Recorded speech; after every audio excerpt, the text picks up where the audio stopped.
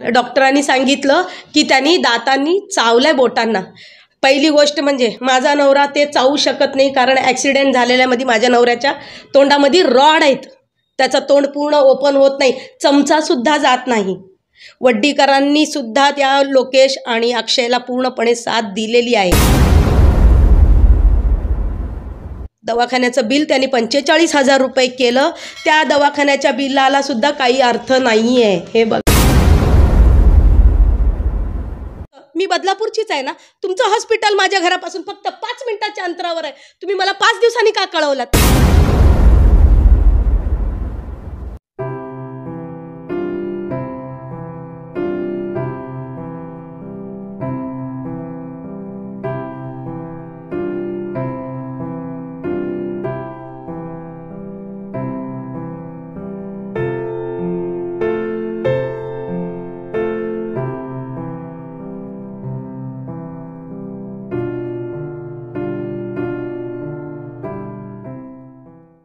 काही दिवसांपूर्वी आपल्या चॅनलवर सुप्रिया ओक मॅडम यांची एक मुलाखत प्रकाशित झाली. या मुलाखतीमध्ये ताईंनी अनेक आरोप केले. या संदर्भात बोलण्यासाठी अश्विनी हॉस्पिटलचे सर्वेसर्वा डॉक्टर जितेंद्र वडडीकर सर आपल्यासोबत जोडलेत. आपण त्यांच्याशी संवाद साधूया आणि ताईंनी जे आरोप केलेत त्याविषयी त्यांचं म्हणणं काय हे जाणून घेऊयात. सर नमस्कार. सुप्रिया ताईंनी त्या दिवशी त्यांच्या मुलाखतीमध्ये अनेक आरोप केले, त्यामध्ये आपल्या हॉस्पिटलचंही नाव घेतलं. एकंदरीत आपण आपली बाजू काय मांडणार सर? थोड्याशा गैरसमजामुळे हे झाले असं मला वाटतं. तरी मी काही गोष्टी क्लिअर करू इच्छितो. सर्वात प्रथम आपण मला माझी बाजू मांडण्याची जी संधी दिली त्याबद्दल मी आपल्या चॅनलचे सर्वप्रथम मनापासून आभार मानतो. प्रकरण असं घडलं होतं की साधारणपणे 15 तारखेला संध्याकाळी 7:30 वाजता एक तरुण मुलं व्यसनमुक्ती केंद्र चालवत आहेत. त्यांचा माझा संबंध गेल्या साधारणपणे 6-7 महिन्यापूर्वी आहे. या वयामध्ये तरुण मुलं चांगली काहीतरी विधायक कामं करत आहेत या उद्देशाने माझा त्यांच्याकडे बघण्याचा दृष्टिकोन चांगला होता. यापूर्वी त्यांचे अनेक पेशंट मी कधी फ्रीमध्ये किंवा कधी कमी खर्चामध्ये त्यांचे बरे केलेले आहेत. त्यामुळे त्यांचा माझा तसा थोडाफार संबंध होता. 15 तारखेला संध्याकाळी साधारणपणे 7:30 वाजता श्रीधर ओक नावाच्या एका व्यक्तीला त्यांनी माझ्या हॉस्पिटलमध्ये ॲडमिट केलं. ज्यावेळी त्यांनी माझ्याकडे ॲडमिट केलं त्यावेळेस त्यांच्यावर त्यांचे कोणी नातेवाईक नव्हते. हे दोघंच मुलं होते. त्यांच्याशी मी चर्चा केली असं कळलं की ते आमच्या कस्टडीमध्ये आहे. त्यामुळे मी म्हटलं ठीक आहे, तुम्ही पेशंट घेऊन येत आहे तर मी माझ्याकडे ॲडमिट करून घेतो. ॲडमिट करायची प्रोसिजर पूर्ण केली. ॲडमिट करत असताना मला जी त्यांनी माहिती सांगितली गेली त्या केअरटेकरकडून किंवा त्या व्यसनमुक्ती केंद्रांच्याकडून की हे आमच्याकडे साधारणपणे काही दिवसापासून ॲडमिट आहेत, ते अतिशय व्यसनाधीन होते, त्यांचा कधी काही ॲक्सिडेंट झाला होता आणि त्यांना आम्ही आमच्याकडे ॲडमिट केलं होतं आणि त्यांनी आमच्याकडे ॲडमिट असताना चांगली तब्येत होती. परंतु काही दिवसांनी त्यांना जुलाब लागल्यामुळं, उलट्या जुलाब झाल्यामुळं त्यांना जेवण जात नव्हतं. त्यामुळे त्यांना कमजोरी आली, म्हणून आम्ही तुमच्याकडे घेऊन आलोत. मग ही माहिती कळल्यानंतर मी त्या नजरेने त्या पेशंटची तपासणी केली. तपासणी करत असताना असं लक्षात आलं की त्यांना समजत होतं, बोलता येत होतं, परंतु मध्येच कधीतरी इलेव्हंट म्हणजे चुकीचं काहीतरी बोलत होते. म्हणजे मानसिकरित्या ते चांगले होते. तपास करत असताना जेव्हा मी पहिल्यांदा तपासणी करतो तर पेशंट शुद्धीत आहे का, तर हो आहे. पेशंटचे हातपाय हलतात का, तर हो आहे. पेशंटला ताप आहे का, तर नाही. पण बघत असताना त्यांच्या चेहऱ्याकडे बघत असताना त्यांच्या अंगामध्ये रक्त कमी आहे. त्यांना दारूच्या ह्याच्यामुळे कदाचित लिव्हरवर लोड आला असेल असं वाटलं.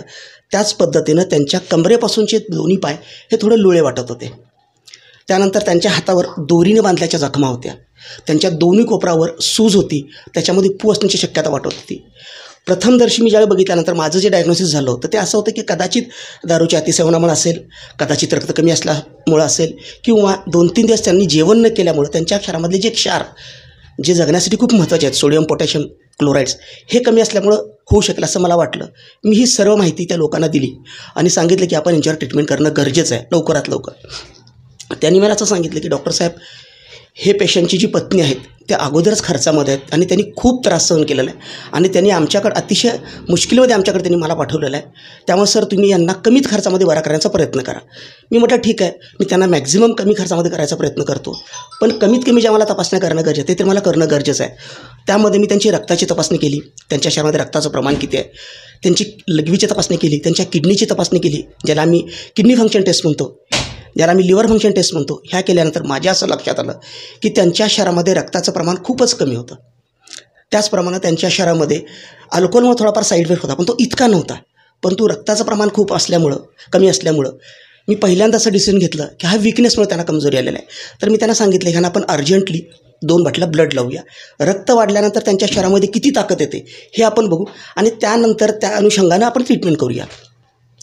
दुसऱ्या दिवशी माझ्याकडे एक छोटंसं ऑपरेशन होतं. त्या ऑपरेशनला एक माझ्याकडे सर्जन आले होते. त्या सर्जनला मी त्यांना दाखवून घेतलं. त्यांनी बघितल्यानंतर सांगितलं की यांना फिजिशियन आणि ऑर्थोपेडिक सर्जन यांची तपासणी करणं, यांनी त्यांना तपासणी करणं गरजेचं आहे. आणि त्यांना मी जे कोपरावर त्यांना जे जखमा होत्या त्या दाखवल्यानंतर त्यांनी मला सांगितलं की जागेवर भूल देऊन तुम्ही त्यांच्यातला पू काढून घ्या, एवढं सांगून ते निघून गेले. त्याच्यानंतर आम्ही त्यांना त्या दिवशी म्हणजे साधारणपणे 16 तारखेला एक बाटली ब्लड लावलं आणि 17 तारखेला दुसरं ब्लड लावलं. हे ब्लड लावत असताना त्यांच्या जखमा सुकाव्यात म्हणून आम्ही त्यांचं ड्रेसिंग आणि त्यांच्या त्या कोपराच्या पूमधून रक्त काढणं किंवा त्यांचं जे काय पू काढणं हे आमचं ड्रेसिंग करणं चालूच होतं. 2 बाटल्या रक्त लावूनसुद्धा ज्यावेळी मला लक्षात आलं की हे फारसं काही बरे होताना दिसत नाही आहेत. थोडीफार ताकद आली होती, ते बोलू लागले होते, थोडीफार खात होते. त्यामुळे मला वाटलं परंतु जितकी अपेक्षा माझी होती तेवढ्या अपेक्षेनं ते बरे होत नव्हते. मग मी आमच्याकडे असणाऱ्या फिजिओथेरपिस्ट यांना बोलवून घेतलं आणि म्हटलं मॅडम एकदा तुम्ही तुमच्या नजरेने बघा. त्यांनी बघितल्यानंतर त्यांनी सांगितलं की सर यांना कमरेमध्ये कुठेतरी फ्रॅक्चर असणार आहे, कदाचित ॲक्सिडेंटमध्ये त्यांना काहीतरी झाल्याची शक्यता आहे, आपण त्यांना ऑर्थोपेडिक सर्जन मत घेणं गरजेचं आहे. सर तुम्ही सगळं सांगतायत मान्य, परंतु ताईंनी आणि तिकडेच एक प्रत्यक्षदर्शी माणूस होता त्यांनी असं सांगितलं की त्यांना मारहाण झाली आणि तुम्ही एक डॉक्टर असताना तुम्हाला त्या गोष्टी लगेच कळतील, जे सर्वसामान्य माणसाला कळणार ते त्यांना मारहाण खरंच झाली होती का? मला असं कुणीही सांगितलं नाही की त्यांना मारहाण झालेली तो आरोप ताईने केला त्याच्यामध्ये की हो, पण तो आरोप कधी केला? पेशंटला डिस्चार्ज घेतल्यानंतर. माझ्याकडून पेशंटचा डिस्चार्ज झाला 21 तारखेला.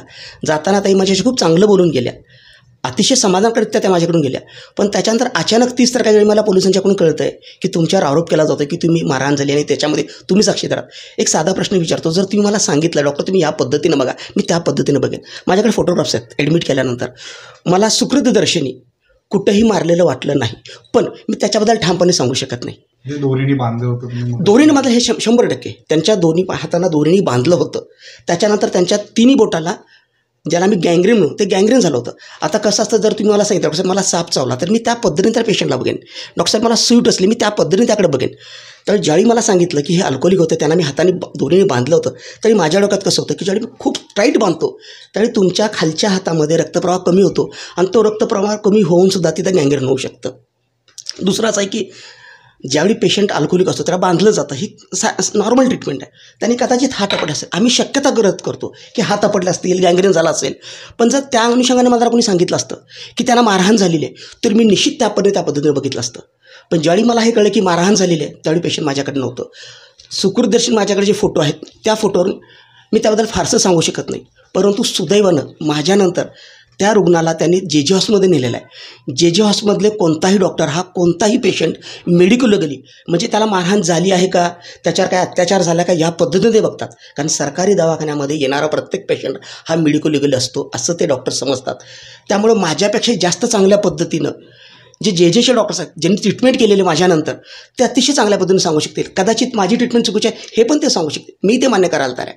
परंतु माझ्या बुद्धीप्रमाणे माझ्या नॉलेजप्रमाणे मी त्यांना माझ्याकडं हृदयरोगतज्ञ, अस्थिरोगतज्ञ, जनरल फिजिशियन आणि फिजिओथेरपिस्ट आणि स्वतः मी अशा मी 5 लोकांनी त्यांना 6 दिवस ट्रीटमेंट दिली.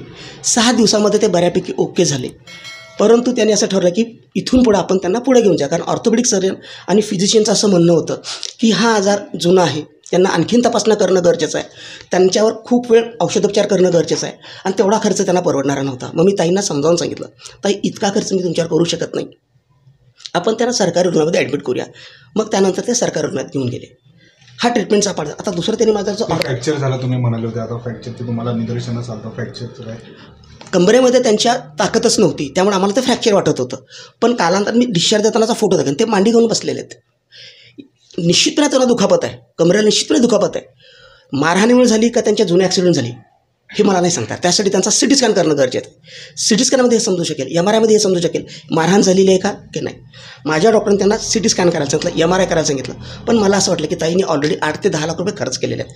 आणि त्या ताईंचा मोठेपणा इतका होता की इतका खर्च करूनसुद्धा त्यांनी मला एक शब्द दिला होता की डॉक्टर साहेब माझा नवरा आहे, कितीही खर्च लागला तरी मी करायला तयार आहे, पण तुम्ही प्लीज करा. पण मी म्हटलं ताई इतकं खर्च टाकलं मला योग्य वाटत नाही, तुम्ही त्यांना सरकार दवाखान्यात घेऊन जा, मला असं वाटतं. गेल्यानंतर तिकडच्या डॉक्टरांनी त्यांना जी काही ट्रीटमेंट दिली असेल त्याच्यावर मला सांगता येईल की ते सांगतील की मारहाण झालेली आहे की नाही. आता जो सगळ्यात महत्त्वाचा मुद्दा आहे की मी त्यांच्याकडून आवाच्या सवा बिल घेतलं. तर बदलापूरमध्ये तुम्ही कोणत्याही रुग्णालय जर माझ्याबद्दल विचाराल तर माझं हॉस्पिटल हे गरिबांचं केम म्हणून ओळखलं जातं. मी आजपर्यंत कधीही कुठल्या पेशंटला पैसा नाही म्हणून पेशंटला ॲडमिट करून घेतलेलं असं नाही झालं. बिलाच्या बाबतीत कधीही त्रास झाला नाही. माझं जे ओरिजिनल हॉस्पिटलचं बिल आहे ते 24,250 झालेलं आहे माझ्या हॉस्पिटलचं बिल. आता दुर्दैवानं काय झालं की मी नसताना ताईंनी काय केलं की बिल मागितलं, तर लमसम जे आम्ही 45,000चं बिल दिलं ज्याच्यावर त्या बोलतात ते हे बिल आहे ज्याच्यावर 45,000 दिसतं. हे लमसम बिल आहे, 45,000 दिसतं. पण त्याच्यानंतर त्याचं जे बायफर्केशन आम्ही जे केलेलं आहे त्याच्यामध्ये असं आहे की ते माझ्या फक्त हॉस्पिटलचं ओरिजिनल बिल, याच्यामध्ये मी त्यांचं जे ॲस्पिरेशन केलेलं आहे त्याचे चार्जेस नाही लावलेले, ड्रेसिंगचे चार्जेस लावले नाही आहेत. म्हणजे माझं बिल हे 24,250 फक्त झालेलं आहे. उर्वरित जे 21-22,000 जे आहेत, उर्वरित जे 21,333 रुपये जे बिल जे एक्स्ट्रा दाखवलं जातं ते कशाचं मी तुम्हाला सांगतो. त्यांना 2 ब्लड बॅगा लावल्या, त्या 2 ब्लड बॅगांचे 4,000 रुपये. जे हॉस्पिटलमध्ये त्यांना हायर अँटीबॉडी आम्ही दिलं गेलं त्याच्यामध्ये सगळे नमूद केलेलं आहे कोणतं दिलेलं आहे. त्याचं हॉस्पिटलचं जे मेडिकलचं जे बिल आहे ते 3,835 रुपये.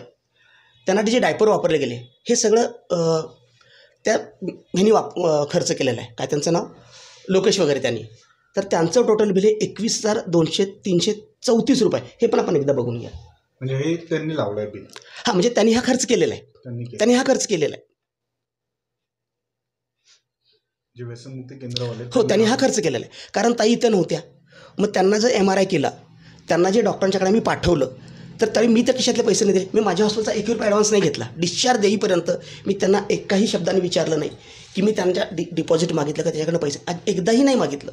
कारण त्यांची परिस्थिती मला माहीत होती. पण त्यांनी पण आरोप असा केला की जेव्हा 4 दिवस ते सिरियस होते आणि जेव्हा ते थोडे बरे झाले तेव्हा आम्हाला कळवलं, त्याच्या पहिले आम्हाला डॉक्टरांनी किंवा त्यांनी पण कळवलं नाही. हा त्यांचा मुद्दा एकदम बरोबर आहे. परंतु ज्यावेळी ते पेशंट माझ्याकडे ॲडमिट केलं ते कोणाच्या कस्टडीमध्ये होतं, त्या लोकांच्या कस्टडीमध्ये होतं, व्यसनमुक्ती केंद्रांच्या. त्यामुळे ते त्यांचे गार्डियन ते होते. त्यात त्यांनी कळवणं हे अपेक्षित मला होतं. हां, ही माझी चूक झाली की त्यांना मी सांगितलं नाही ताई तुम्ही या म्हणून. परंतु माझा एक असा बेसिक होता की माझ्याकडे तर पेशंट अत्यवस्थ कंडिशनमध्ये आलेला आहे तर पहिल्यांदा मी त्यांना ट्रीटमेंट देणं हे मी माझं कर्तव्य समजतो. ज्यावेळी बरे झाले त्यावेळी मी नाही कळवलं. ज्यावेळी ताई आल्या त्यावेळी मी त्यांना कळवलं नाही. प्रत्येक वेळी त्यांना कळवण्याची, त्यांच्याशी कम्युनिकेशन करण्याची जबाबदारी ही लोकेशची किंवा व्यसनमुक्ती केंद्रवाल्यांची होती. त्याच्यामध्ये माझा ॲज अ डॉक्टर म्हणून फक्त मला माझा पेशंट बरा करणं हा माझा रोल होता. कम्युनिकेशन करणं याच्यामध्ये माझा काही महत्त्वाचा रोल नव्हता. आणि ज्यावेळी ताई माझ्याकडे आल्या होत्या त्यावेळी ताईंचं एक असं वाक्य होतं की लोकेशवर माझा 100% विश्वास आहे. डॉक्टर साहेब, लोकेश जे सांगेल ते मला मान्य आहे.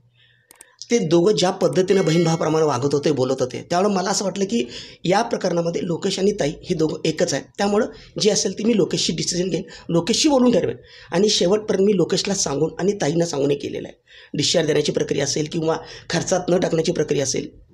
दुःख फक्त या गोष्टीचं वाटतं किंवा आश्चर्य या गोष्टीचं वाटतं, ज्या ताई माझ्याकडून अतिशय आनंदाने गेलेल्या आहेत आणि त्या 30 तारखेला माझ्या विरोधात जातात, कदाचित त्यांना माझ्याबद्दल गैरसमज झाला असेल असं मला वाटतंय.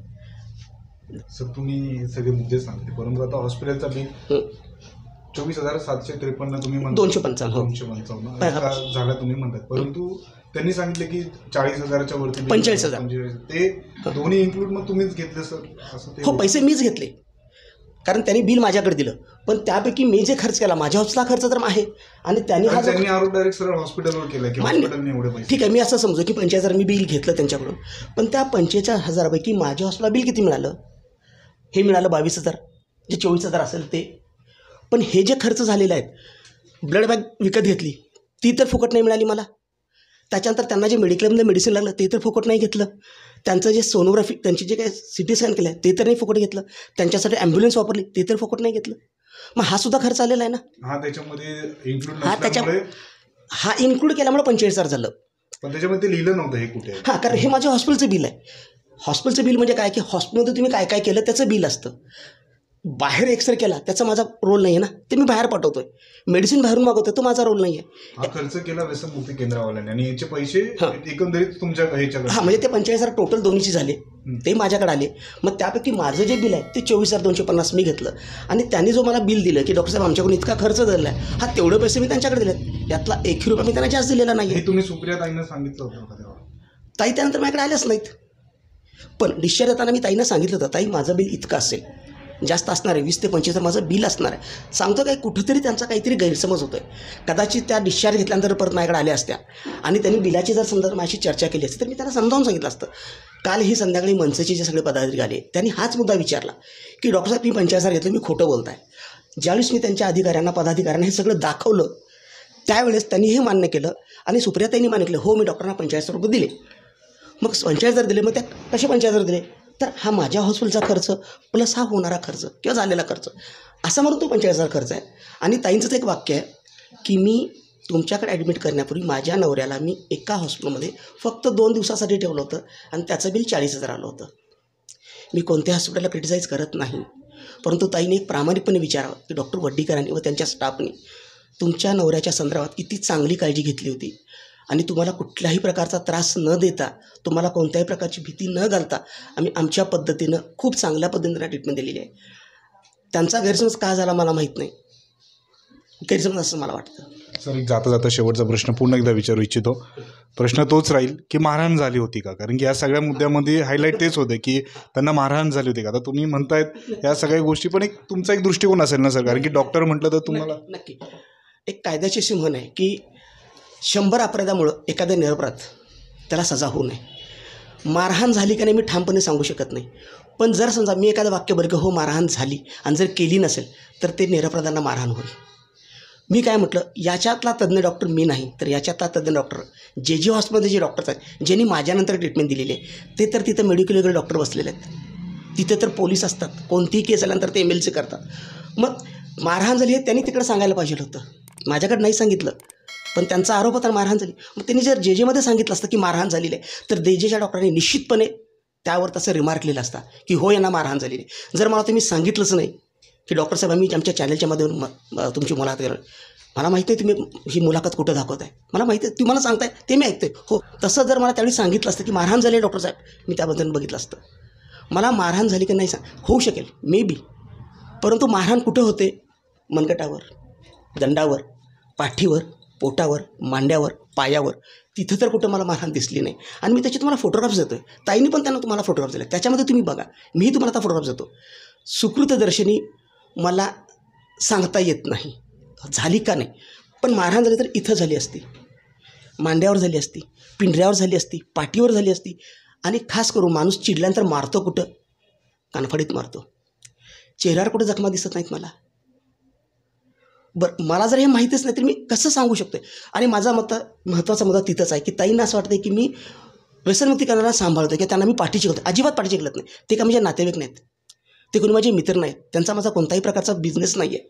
फक्त ती तरुण मुलं काहीतरी समाजासाठी चांगलं काम करत आहेत, हा एक चांगला उद्देश मी त्यांना मदत करतो. आणि मी त्यांनाच मदत करत नाही. माझा स्वतःचा वृद्धाश्रम आहे. बदलापूरमध्ये जेवढे काही रंजले घातले त्यांच्यासाठी मी मदतच करतो आहे. बदलापूरचे बरेच नगरसेवक त्यांच्या परिसरातले गोरगरीब पेशंट माझ्याकडे पाठवतात, डॉक्टर साहेब आमचं पेशंट आहे, कमी खर्चामध्ये बरं का, हक्काने सांगतात, मी हक्कानं बरं करतो. त्यामुळं हे सांगणं मला चुकीचं वाटतं आहे. माझ्या मते हे माझ्यापेक्षा जास्त चांगल्या पद्धतीचं जे हॉस्पिटलचे डॉक्टर सांगू शकतील असं मला वाटतं आहे. कारण त्यांच्याकडे सांगितलं गेलं असलं पाहिजे की मारहाण झालेली आहे, माझ्याकडे नाही सांगितलं गेलं. धन्यवाद. डॉक्टर जितेंद्र वड्डीकर सरांनी त्यांची एक बाजू मांडली आणि काय काय घडलं होतं हेही त्यांनी आपल्याला सांगितलं. कॅमेरा पर्सन तेजससोबत मी अमित, बदलापूर वॉइस, बदलापूर.